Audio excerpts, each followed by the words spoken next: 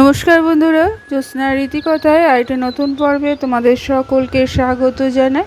বন্ধুরা, আজকের পর্বে তোমরা জানতে পারবে যে জুলাই মাস এবং আগস্ট মাসে এই দুটো মাসে কটি করে একাদশী পড়েছে এবং কটি করে প্রদোষব্রত পড়েছে, তার সময়সূচি এবং মাহাত্ম্য, এই সমগ্র তত্ত্বাদি আজকের পর্বে তোমরা জানতে পারবে। তাই স্কিপ না করে পুরো ভিডিওটি দেখো। ভালো লাগলে অবশ্যই শেয়ার করে দিও, লাইক করে দিও, আর পাশে রাখা বেল আইকনটিকে প্রেস করে রেখো যাতে পরবর্তী ভিডিও নোটিফিকেশন সবার আগে তোমাদের কাছে পৌঁছে যায়। তাহলে চলো দেরি না করে আজকে পর্বটি শুরু করা যাক।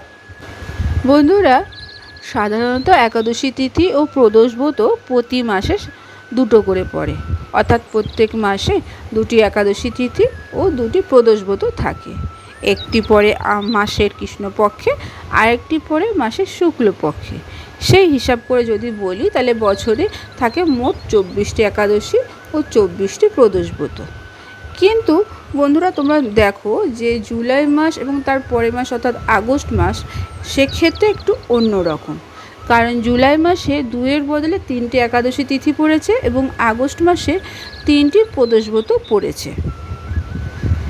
অর্থাৎ বন্ধুরা, তোমরা জানো যে বুঝতেই পারছো, অর্থাৎ বন্ধুরা, যে বছর অধিক মাস থাকে সেই বছর 24টির বদলে 26টি একাদশী তিথি ও প্রদোষব্রত থাকে। সেই কারণে গত বছর মে মাসে 3টি একাদশী পড়েছিল এবং জুলাই মাসে 3টি প্রদোষব্রত পড়েছিল। কিন্তু এই বছর অর্থাৎ 2024 সালে ইংরাজি ক্যালেন্ডার হিসাবে জুলাই মাসে 3টি একাদশী পালিত হবে এবং আগস্টে 3টি প্রদোষব্রত পালিত হবে।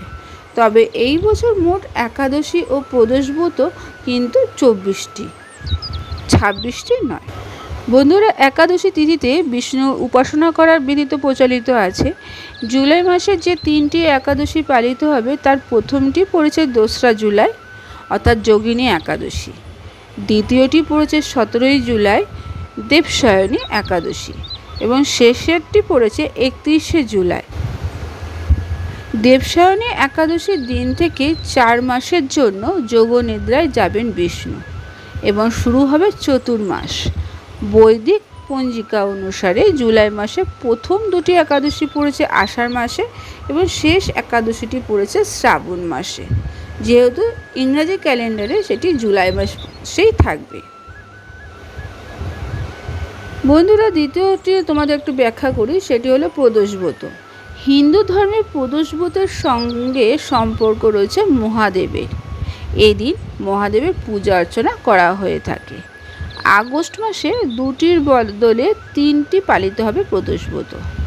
আগস্টে প্রথম প্রদোষব্রত পড়েছে 1 আগস্ট, দ্বিতীয় প্রদোষব্রত পালিত হবে 17ই আগস্ট এবং শেষটি পালিত হবে 31শে আগস্ট।